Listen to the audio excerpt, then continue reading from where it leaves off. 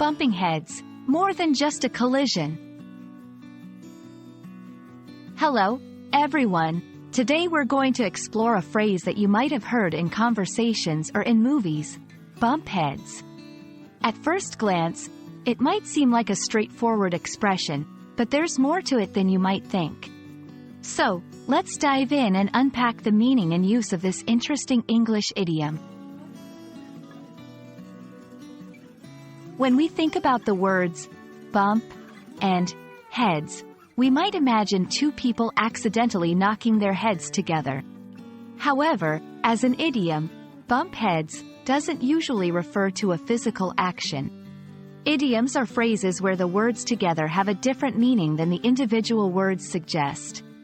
Bump heads metaphorically means to have a disagreement or a clash in opinions with someone else. It's often used in situations where there is a conflict of interest or a strong difference in viewpoints that leads to a figurative head-to-head confrontation.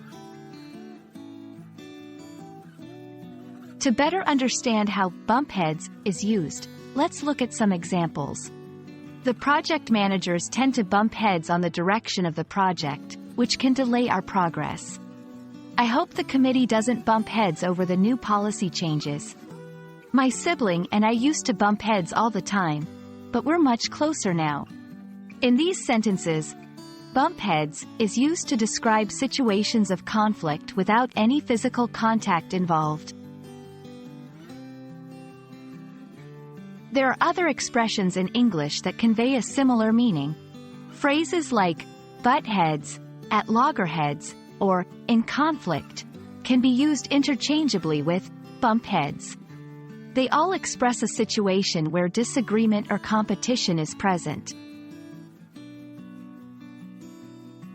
This idiom is informal, so it's best used in casual conversations or in settings where a relaxed tone is appropriate. It's not typically used in formal writing or in very serious situations. Knowing when and with whom you can use certain idioms is an important part of learning English. I hope this video has cleared up the meaning of bump heads for you. Remember, it's all about context. And while you might not want to bump heads with someone in real life, it's a useful expression to understand and use when discussing disagreements in English. Thanks for watching, and don't forget to practice using the phrase in your conversations. Until next time, keep learning and stay curious.